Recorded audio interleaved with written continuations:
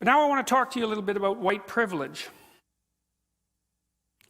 So, the first thing that and I haven't got this quite figured out yet, I can't quite figure out why the postmodernists have made the canonical distinctions they've made. Race, ethnicity, sexual proclivity, sexual gender identity, let's say. Those are 4 dimensions along which people vary. But there's a very large number of dimensions along which people vary, right? In fact, given that there's an infinite number of ways of interpreting the world, you could immediately point out that there's an infinite number of dimensions along which people vary. And so then the postmodern question is, why would you privilege some of those dimensions over the other? And I would say, well, because it sustains your bloody Marxist interpretation, that's why. But you're not going to say that because it marginalizes, right? You've marginalized that so you can ignore it. So that's one of the fun things about postmodernism. You can I have a very vulgar image in my mind, but but I won't share that with you, but you can infer it. Here's some ways people differ. Intelligence, temperament, geography, historical time. You live now and not 100 years ago. Attractiveness, that's a big one. That's a big one. Would you imagine you could, we won't go there either. Youth. It's advantageous to be young. You've got potential. It's advantageous to be old. You've got wealth. Health, that's a good one. Sex. Women have advantages. Men have advantages. Maybe one has more than the other. It's not self-evident. Women live about 8 years longer. They're multi-orgasmic.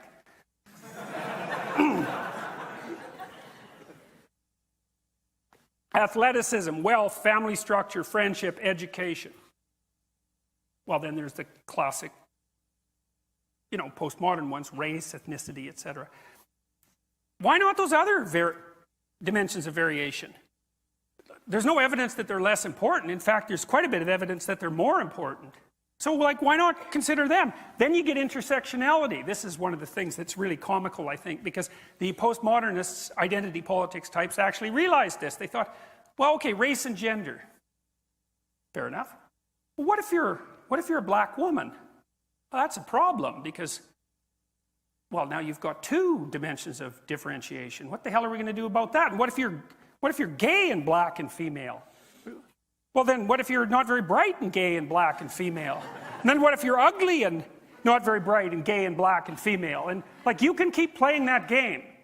You can keep playing that game an infinite number of ways, because there's an infinite number of ways to categorize things, as the postmodernists already pointed out. And so the intersectionality theorists came along to plug the hole, but they don't know where they're going.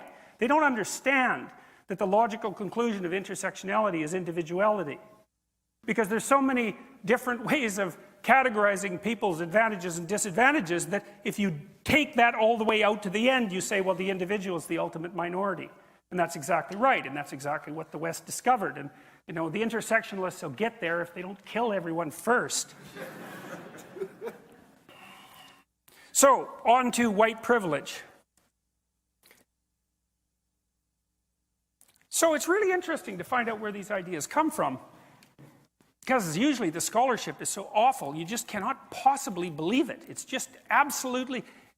It wouldn't, at the University of Toronto in the psychology department, the original paper on white privilege wouldn't have received a passing grade for the hypothesis part of an undergraduate honors thesis.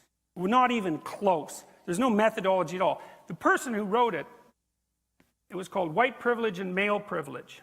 A personal account of coming to see correspondences through work in women's studies. Well, first of all, personal account, it's like, sorry, no.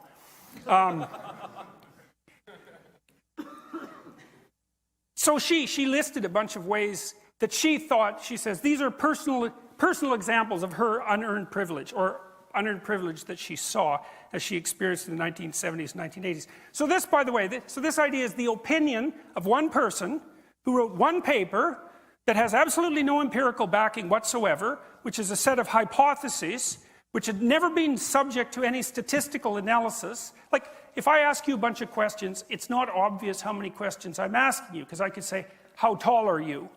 Or I could say, if you're laying on the ground, how extended would you be? It's like that, 2 questions? It's like, no, it's one question. It's just asked two ways. And the way you figure out if you ask someone a bunch of questions, how many questions you're asking them, is by doing something called a factor analysis, which is kind of an elementary form now of social science investigation. If you make a questionnaire, you have to subject it to a factor analysis because you've got to find out how many questions you're asking. Because you might think it's 60, but it's probably not. It's probably 5. That's the big 5, by the way. Anyways, who cares about that? There's no such thing as methodology anyways. That's all part of the oppressive white male European patriarchy. So we can just not bother with that, and we can pen a few notes about how we think the world is constructed, and then we can screw up the entire political system 2 decades later. Okay, so here's her white privilege list, some of it. There's like 50 things. I can, if I wish, arrange to be in the company of people of my race most of the time. If I should need to move, I can be pretty sure of renting or purchasing housing in an area which I can afford and in which I would want to live. That's actually a wealth thing, by the way. I can be pretty sure that my neighbors in such a location will be neutral or pleasant to me. I can go shopping alone most of the time, pretty well assured that I will not be followed or harassed. I can turn on my television or open to the front page of the paper and see people of my race widely represented. When I'm told about our national heritage or about civilization, I am shown that people of my color made it what it is. Well, there's 50 of those, I think, something like that. Okay. Is that white privilege, or is that like majority privilege? Is the same true? You go to China, you're Chinese. Is the same true if you're Chinese? Is it majority privilege? And if it's majority privilege, isn't that just part of living within your culture? So let's say you live in your culture. You're privileged as a member of that culture. Well, obviously, that's what the culture is for. That's what it's for. Why would you bother building the damn thing if it didn't accrue benefits to you? Now, you might say, well, one of the consequences is that it accrues fewer benefits to those who aren't in the culture. Yeah, but you can't immediately associate that with race. You can't just do that, say it's white privilege. There's many things it could be. It certainly could be wealth, and the intersectional people have already figured out that there's many things it could be. So, like, what the hell? Seriously. Well, what's going on? Well, we let these pseudo-disciplines into the university because we're stupid and guilty. Seriously.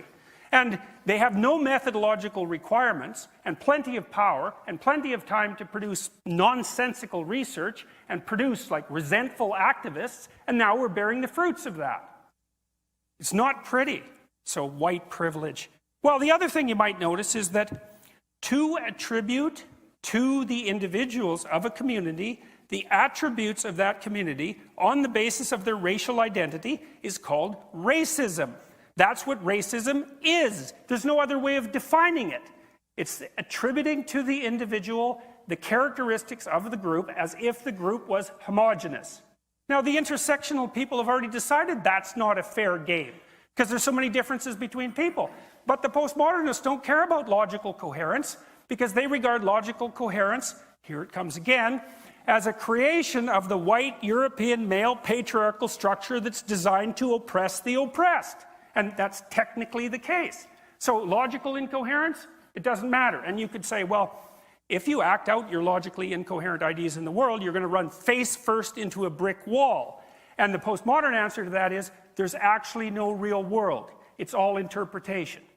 So there's no having that discussion, but the postmodernists don't care because they don't believe that discussion between people of different power groups is possible anyways.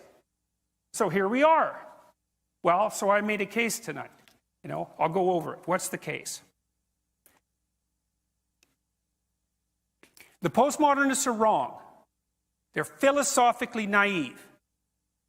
They're right about an infinite number of interpretations and wrong about a finite number of viable interpretations. And that's death. That's the end of postmodernist theory. And that's not the only way in which they're wrong. They're wrong in a bunch of other ways, but they're more subsidiary. The Marxists,